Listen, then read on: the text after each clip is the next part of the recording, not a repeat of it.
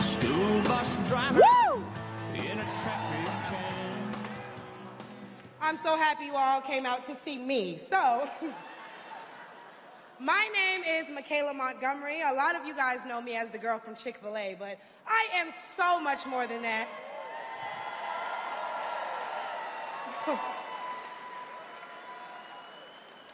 Not only do I serve as the CEO of Conserve the Culture, I am also the state director for Blexit down here in Georgia. I'm a Fulton County coordinator for America First Works, and I'm also launching a podcast on the Patriots Prayer Network, so put some respect on my name.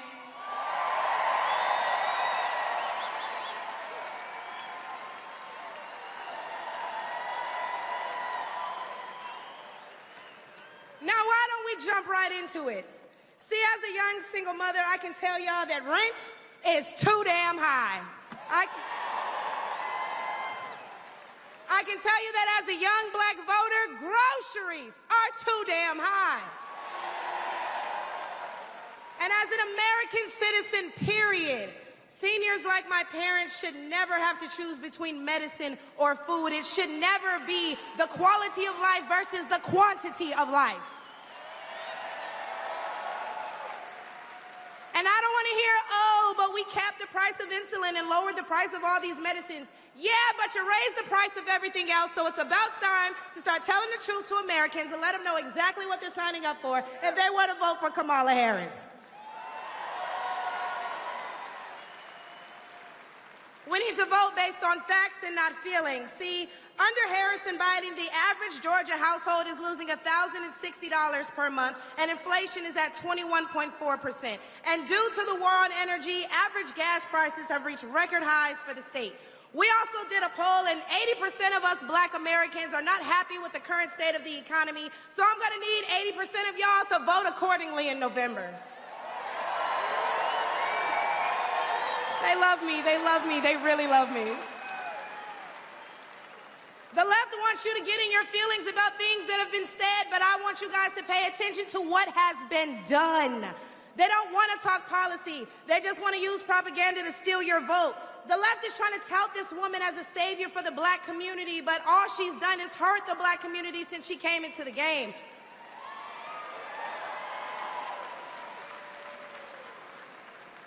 See, the first step in destroying the black community is to dismantle the black family. So aside from her record as a prosecutor, why don't we ask Mrs. Willie Brown if Kamala Harris cares about black families?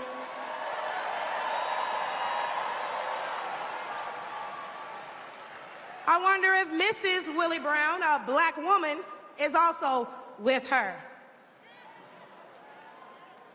A few days ago, President Trump said he didn't know Vice President Harris was a black woman. I'm trying to figure out what all the outrage is about because she's only black when it's time to get elected.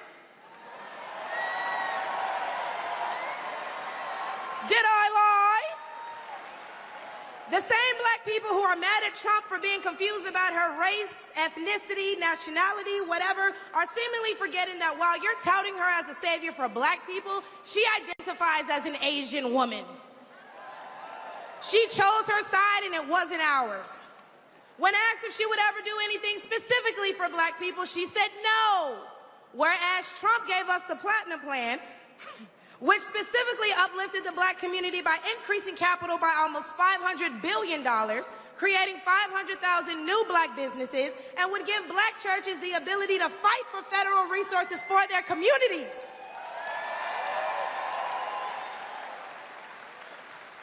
And why are we acting like strong borders aren't a thing literally everywhere else in the world? Since when has being patriotic been a crime?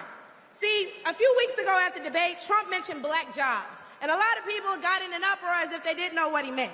Well, we go to the polls and cast our black vote. We go to the stores and spend our black dollar. We live in our black community, but for whatever reason, we draw the line at a black job. Oh, but wait, because if you're wondering what a black job is, please, I encourage you all to drive through Atlanta at all these beautiful black-owned businesses and check and see who works there. Probably a black person working for a black entrepreneur, recycling the black dollar, creating black generational wealth.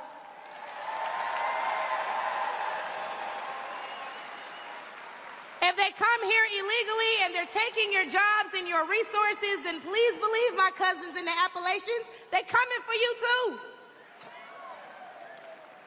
And y'all know Kamala Harris has yet to say Laken Riley's name.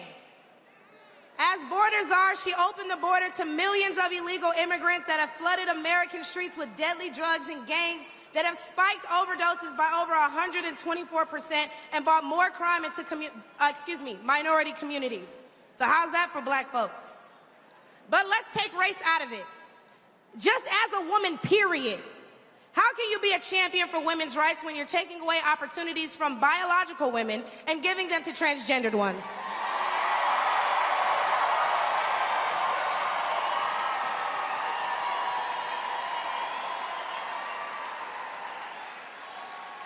I'll wait, y'all, because I wasn't done. See, how can you promote equity for women and you're allowing men to play in women's sports? And what kind of feminist would still allow men to enter their sacred spaces, i.e. our bathrooms and school locker rooms? Do I even need to mention the opening ceremony at the Olympics? Or the fact that Angela Carini was forced to fight a man and told us that she's never been punched so hard in her life. We cannot allow dangerous liberals who think things like this are okay into the White House, because my daughter will not be fighting a man at her wrestling match.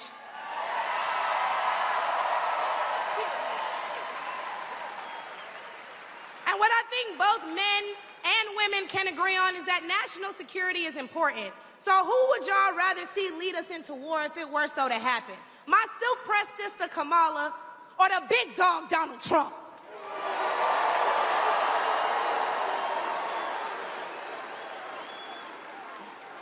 And lastly, I could not get up here without mentioning my farmers, the backbone of this country. And aside from the Biden-Harris administration hurting you guys in ways we can't even comprehend by the rising cost of everything, black farmers suffered even more due to the delays associated with the Inflation Reduction Act signed in 2022. Now, don't let the Biden-Harris administration fool you, because they waited until the 9th hour to sign off on disbursements as a last-minute attempt to garner support. But why would they hurt the agricultural industry? Probably because they're looking forward to making more money in the pharmaceutical one. And speaking of pharmaceuticals, because I promise I'm gonna wrap this up, when they bring up abortion and they talk about protecting your medical freedoms, don't be afraid to mention COVID. The Biden-Harris administration forced Americans to take an experimental vaccine and took away their jobs, their livelihoods, and their freedoms if they refused. Trump gave us a choice and Biden gave us a mandate.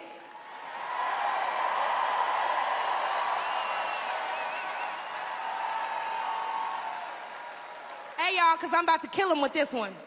So the next time the left wants to tell you that, hey, abortion is a right and you need to protect your medical freedoms, remember that they took those freedoms away from men and women the second they got in office, and there's nothing stopping them from doing it again.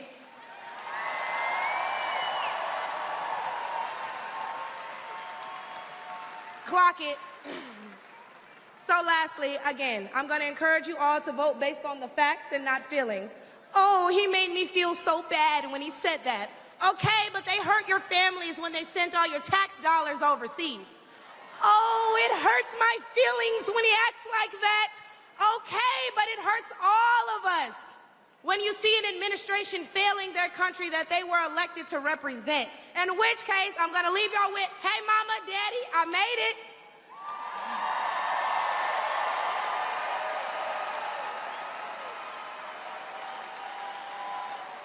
And my baby girl, Amaya, is somewhere in here, so we can all say, hey, Amaya, in unison, because she's the real superstar, y'all.